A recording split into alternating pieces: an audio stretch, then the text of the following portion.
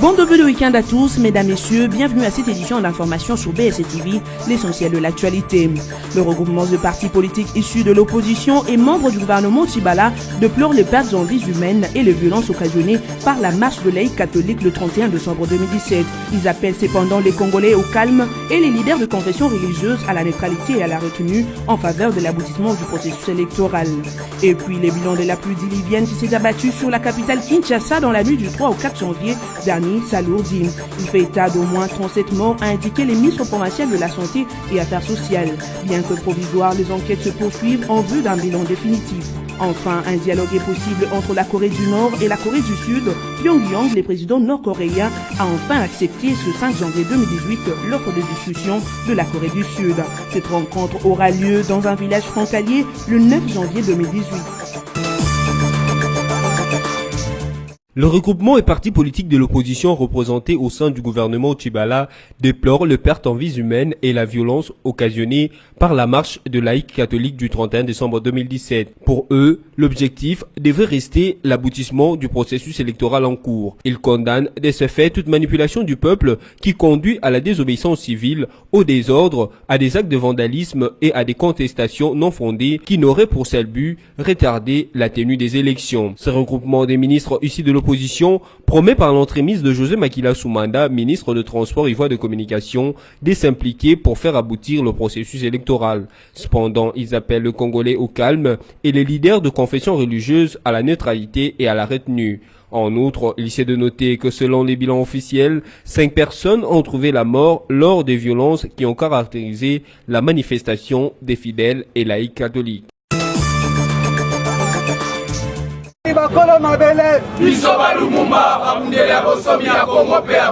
4 janvier 1959, 4 janvier 2018, la République démocratique du Congo a célébré le 59e anniversaire des martyrs de l'indépendance. Une journée qui avait déclenché une accélération inattendue de la marche vers l'indépendance du Congo. 59 ans après, les Congolais ont capitalisé les acquis de la lutte de ces martyrs de l'indépendance en perpétuant leur idéologie de lutte contre l'impérialisme occidental et l'autoprise en charge, ce, dans la reconstruction nationale et la défense de la souveraineté nationale. À Kinshasa, cette journée a été célébrée dans la méditation et aucune manifestation officielle n'a été organisée. Par contre, le groupe des jeunes lumumbistes dénommé Lisanga Lumumba a lancé un appel à l'unité nationale. Selon son porte-parole Thierry Badiba, il est temps que les Congolais s'unissent pour faire face à l'impérialisme. 4 janvier 1959, 4 janvier 2018, 59 ans jour pour jour. Nous, Lumumba, venons à la place des martyrs de l'indépendance, le lieu où le sang des martyrs a coulé, pour dire et montrer à la face du monde que le peuple congolais et africain sont arrivés à l'ère de l'indépendance. Mettons-nous ensemble comme un seul homme pour bouter dehors l'impérialiste et nous profitons de l'occasion pour dire non aux troubles, à la division, à la guerre ainsi qu'à la souffrance entretenue par les impérialistes. En effet, nous mettons en garde la Belgique. Elle n'a aucun droit de construire son ambassade et d'y demeurer tant qu'elle n'a pas encore réparé tous les sévices endurés par nos aïeux. Par ailleurs, au nom de tous les martyrs qui ont versé leur sang précieux pour notre indépendance le 4 janvier 1959, nous demandons aux autorités congolaises de rebaptiser la place des artistes sur l'avenue Victoire dans la commune de Kalamu, qu'elle devienne la place des martyrs de l'indépendance, le lieu par l'excellence où les générations à venir viendront se ressourcer de la vraie histoire du Congo et de l'Afrique, que nous enseignerons à nos enfants et petits-enfants l'essence de l'indépendance et de la souveraineté. L'éclatement du Congo et de l'Afrique, c'est maintenant. La patrie ou la mort, nous vaincrons. J'ai dit et je vous remercie. Victimes de l'administration coloniale belge qui avait interdit et réprimé leurs manifestations, les martyrs de l'indépendance devraient servir d'exemple à tous les Congolais de nos jours, surtout à cette période cruciale que traverse le pays de Joseph Kabila pour son avenir démocratique, avec notamment l'organisation prochaine des élections.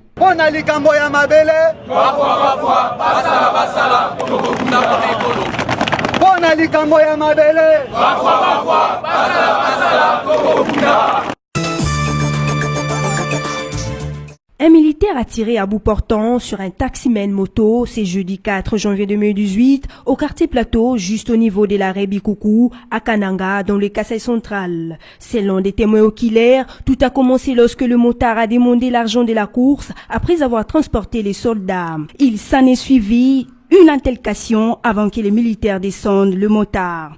Après avoir commis son forfait, le militaire a tiré plusieurs balles de sommation, créant ainsi la panique dans tous les quartiers.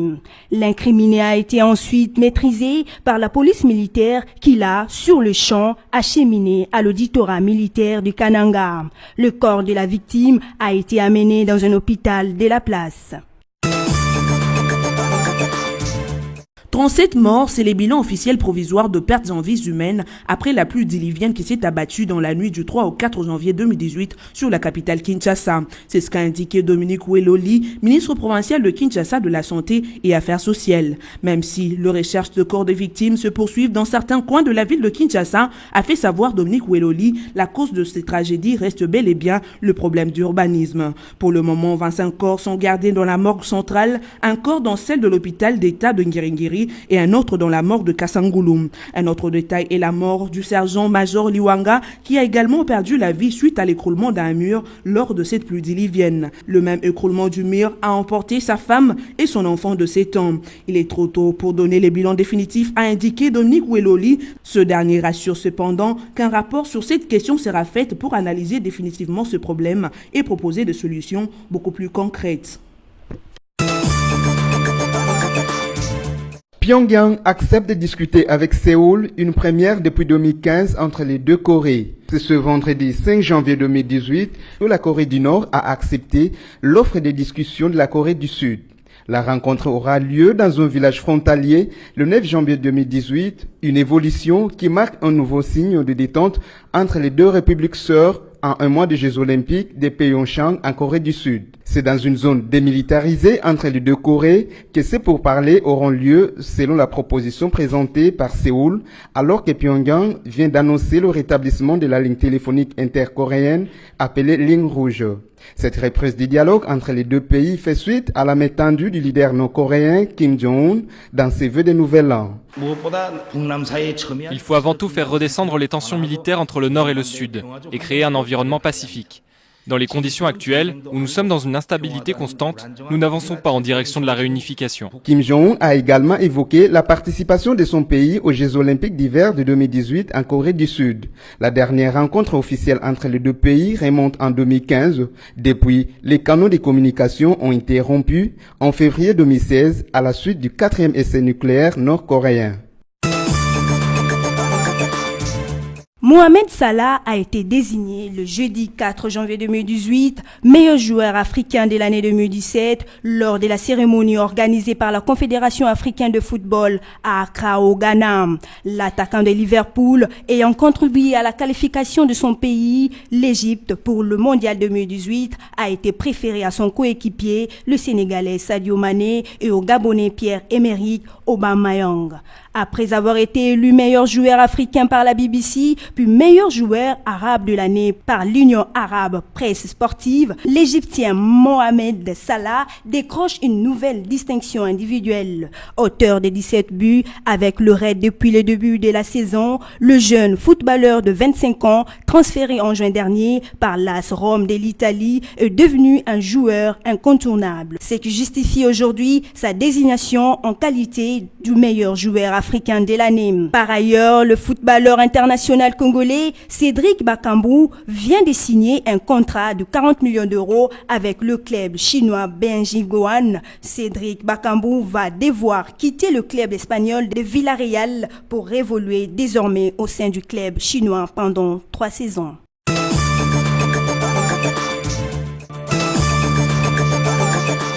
Place à présent au rappel de titre. Le regroupement de partis politiques issus de l'opposition et membres du gouvernement Tchibala déplorent les pertes en vies humaines et les violences occasionnées par la marche de laïcs catholiques le 31 décembre 2017. Ils appellent cependant les Congolais au calme et les leaders de confessions religieuses à la neutralité et à la retenue en faveur de l'aboutissement du processus électoral.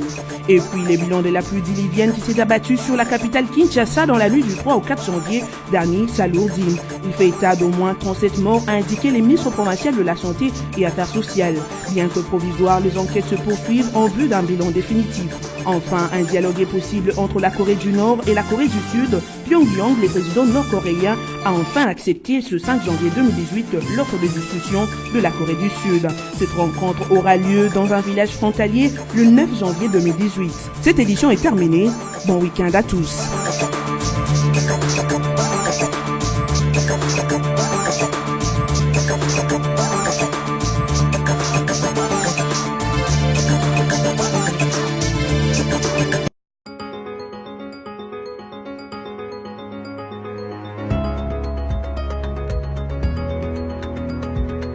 Bon début de week-end à tous et merci de suivre la revue de presse journaux parus en ligne ce vendredi 5 janvier 2018, sélectionné résumé pour vous sur BSC TV. Ouvrons cette revue de presse avec les sites d'information Forum de Zas qui titre à sa manchette, selon un sondage de Les Points, Adolphe Muzito, les politiques préférés des Congolais. 2017, c'est Adolphe Muzito, le premier ministre honoraire et les premiers chouchous des Congolais dans la catégorie personnalité politique de l'année. Avec 80% d'opinions favorables, le LUD Kikwit prend la première place du sondage Le Point, publié le 2 janvier courant. Les présidents de la CENI, Corneille Nangaa et Bello, occupent la deuxième marche du podium avec 65% à la faveur, selon l'enquêteur, de la réussite des opérations d'enrôlement sur toute l'étendue du territoire national et la publication du calendrier électoral au moment où le doute persistait sur l'organisation des élections générales, plusieurs fois reportées à cause du manque de moyens financiers. Ce sondage, précise-t-on, ne prend pas en compte le président de la République Joseph Kabila et l'actuel chef du gouvernement Bruno Tchibala, tous deux non traités.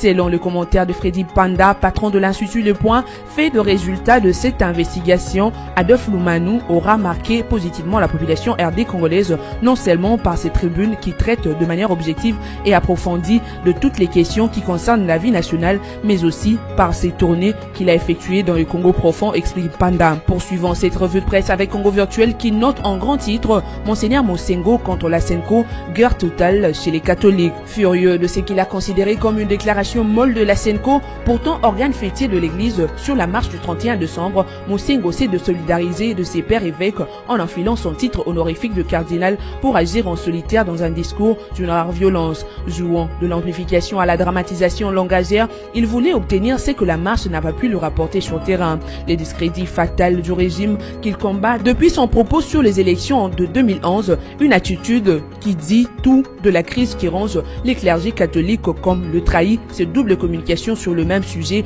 et le même jour. L'incident est passé inaperçu du grand public, mais ne manque pas d'être symptomatique de la crise qui prévaut actuellement autour de ce qu'il convient d'appeler l'affaire de la marche du 31 décembre 2017. Mardi 2 janvier 2018, en effet, l'Église catholique s'est fendue de deux communications sur le même sujet, mais émanant de deux instances distinctes. La première est la mise au point et une indignation de la Senko relative à la marche du 31 décembre 2017 organisée par le comité laïque de coordination de l'archidiocèse de Kinshasa. Et la seconde est une déclaration du cardinal Laurent Mosengo en marche de la marche du 31 décembre 2017. Enfin, bouclons cette revue de presse avec actualité.cd qui titre les bilans de dégâts causés par les pluies qui se sont abattues dans la nuit du 3 au 4 janvier 2018 sur la ville de Kinshasa s'alourdit. Il est passé à 37 morts selon Dominique Weloli, ministre provincial des Affaires sociales et porte-parole du gouvernement. Dominique Weloli indique que ce bilan reste provisoire en attendant les résultats des enquêtes en cours dans d'autres parties de la ville de Kinshasa. Il y a présentement un bilan de 13 morts en Galema, 5 à Bandalungwa, 1 mort à Barumbu, 4 morts à Limete, quartier Pakadjuma, 9 morts à Selembaou, 25 corps sont gardés dans la morgue centrale, un corps dans la morgue de l'hôpital d'État en Ngiringiri, un mort à la morgue de Kassangoulou. La capitale de la RDC est butée à un problème d'urbanisme, a reconnu Weloli. Il n'y a pas de caniveau, il n'y a rien, il y a eu éboulement. Cette revue de presse est terminée. Merci de l'avoir suivi et bonne suite de programme sur nos antennes.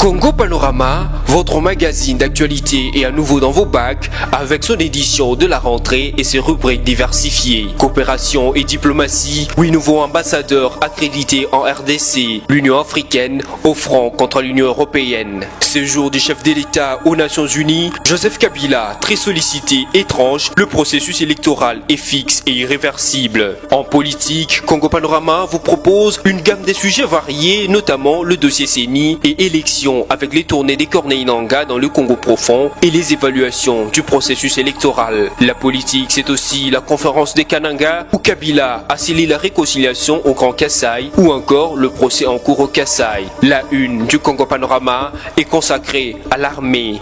Réforme de l'armée, le FARDC en puissance. Votre magazine revient aussi bien sur le monument aux soldats congolais qu'à l'inauguration de l'académie militaire ainsi qu'aux différentes sortes de régiments et bataillons après leur formation. Économie et finances, découvrez nos articles sur la réforme fiscale en RDC, l'évaluation de la feuille de route du FPI, les performances de la SONAS au premier semestre 2017. En développement, Congo Panorama a suivi l'inspection de route par l'office de route, le renforcement de capacité à la CGT ou encore les bilans à l'OVD. En société, Maman Olive Lembe revient au chevet des enfants malades. Il est sur tous les fronts, éditorial signé Yvon Ramazani. L'éditorialiste révisite les actions du chef de l'État qui aura joué aux démineurs aussi bien sur le plan de l'économie que de la sécurité, la politique, la réconciliation au Kasaï. Congo Panorama, c'est également une édition surprise spéciale Congo Central, une province qui se modernise. Découvrez les investissements et innovations comme le nouveau bâtiment du gouvernorat, le nouveau port, l'usine d'engrais chimiques, la cimenterie, mais aussi de travaux de voirie. Découvrez également l'interview bilan du gouverneur Jacques Mbadou et cet éditorial qui lui est dédié par Yvon Ramazani. Il a osé ceci pour avoir, en période de marasme multisectoriel, engagé sa province sur la voie du développement à la lumière de la vision de modernité du chef de l'État. Congo Panorama, s'investir pour un Congo émergent. Congo Panorama, toute l'actualité à votre portée.